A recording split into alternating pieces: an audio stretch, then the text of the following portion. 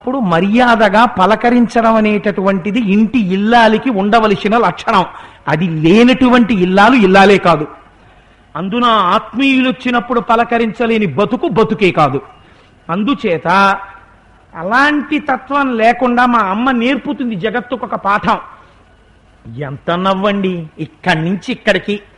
ఆ నవ్వు కూడా ఏదో వెకిలి నవ్వో వెర్రి నవ్వో కింద ఉండదు. అలా అని కొంతమంది నవ్వారనుకోండి, మనకి అదేంటంటే అలా నవ్వుతున్నారు అని కొంచెం బాధ కలుగుతుంది. అలా ఉండదు ఆ తల్లి నవ్వు. నాకు అలా అంటే ఒక విషయం జ్ఞాపకానికి వచ్చింది. శంకర భగవత్పాదులు అంటారు సౌందర్యలహరిలో, స్మిత జ్యోత్స్నాజాలం శశియుత జటాజూటమకుటాం అని. ఆ అమ్మవారు కానీ చిన్న నవ్వు నవ్విందా, స్మిత జ్యోత్స్నాజాలం తవ వదన చంద్రస్య పిబతాం చకోరాణామా శ్రీమతిరసతయా చెంచు జడిమా అతస్తే సీతాంశో అమృతలహరి ఆమ్ల రుచయా పిబంతి స్వచ్ఛందం నిశి నిశి భృశం కాంచికదియా.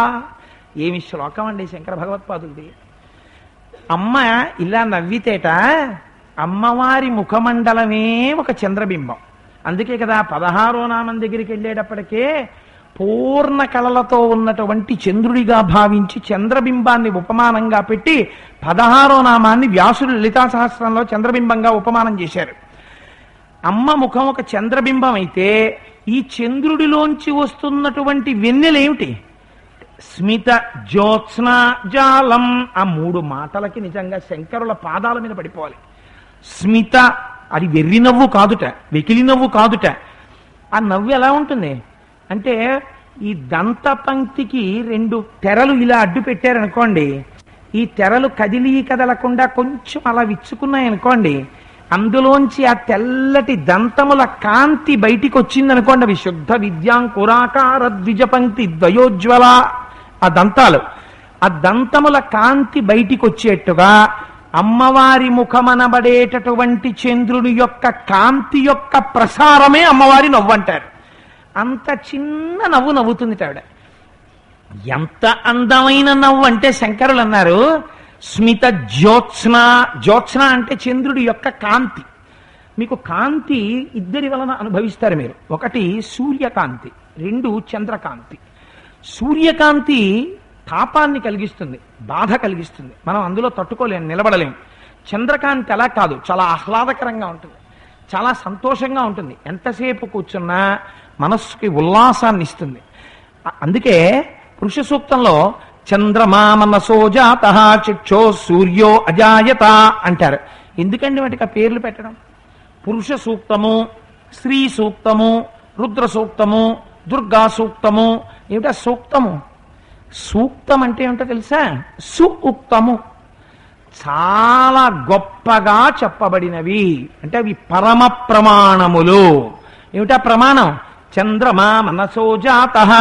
పరబ్రహ్మము యొక్క మనస్సులోంచి చంద్రుడు ఆవిర్భవించాడు. ఆయన మనస్సు ఎంత చల్లగా ఉంటుందో చంద్రుడు అంత చల్లటి వాడు. చంద్రుని యొక్క కాంతి ప్రవాహం ఎలా ఉంటుందో అమ్మవారి యొక్క చిరునవ్వు అలా ఉంటుంది. అందుకని స్మిత జ్యోత్స్నాజాలం తవ వదన చంద్రస్య పిబతాం. అమ్మా, నీ ముఖమండలంలోంచి ఆ చిన్న చిరునవ్వు నవ్వినప్పుడు వచ్చేటటువంటి కాంతి ప్రవాహం ఉన్నదే, ఈ కాంతి ప్రవాహం ఒక గమ్మత్తు చేసిందమ్మా అన్నారు శంకర్లు.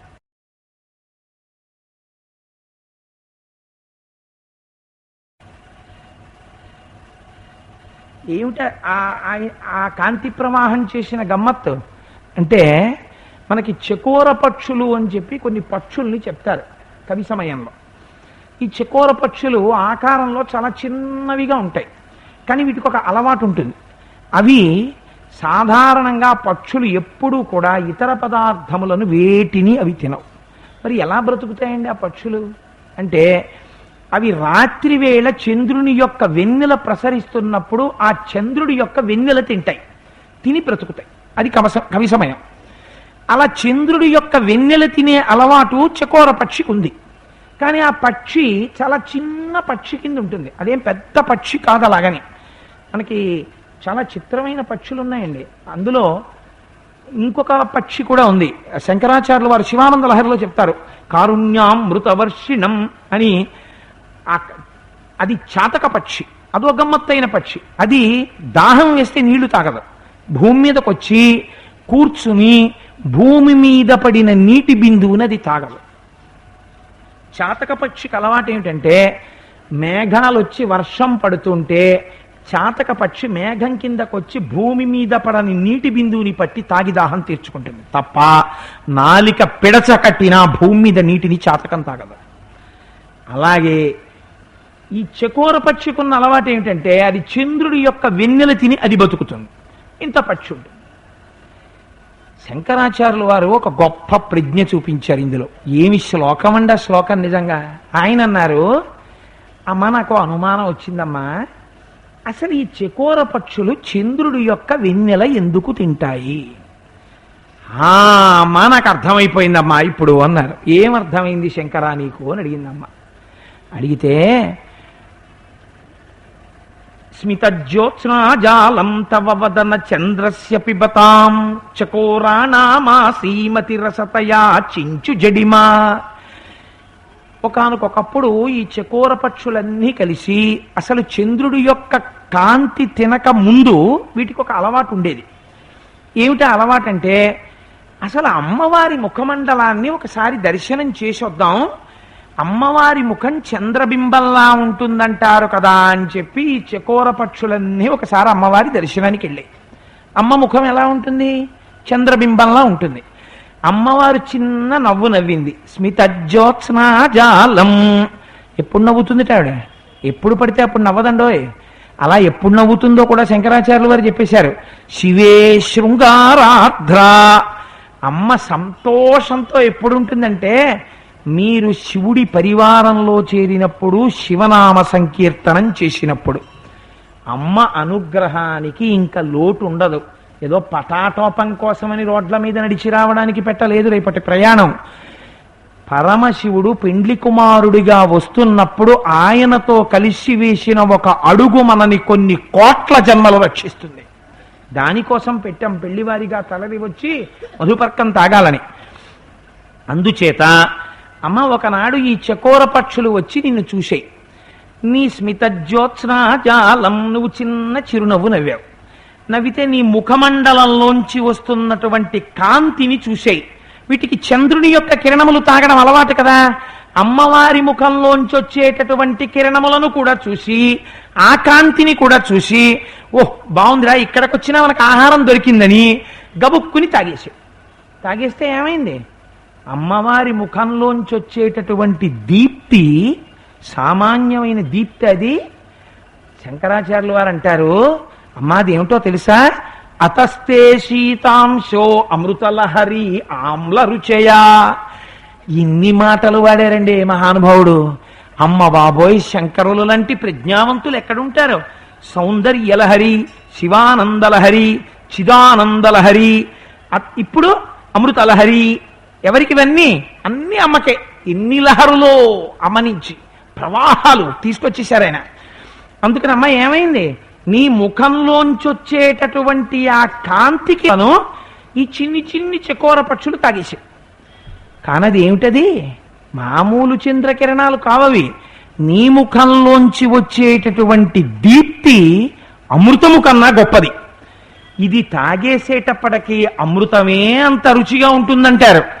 ఇంకా నీ ముఖంలోంచి వచ్చేటటువంటి దీప్తి అనబడేటటువంటి ఆ చిరునవ్వుల యొక్క వెన్నెల ఎంత తీయగా ఉంటుంది.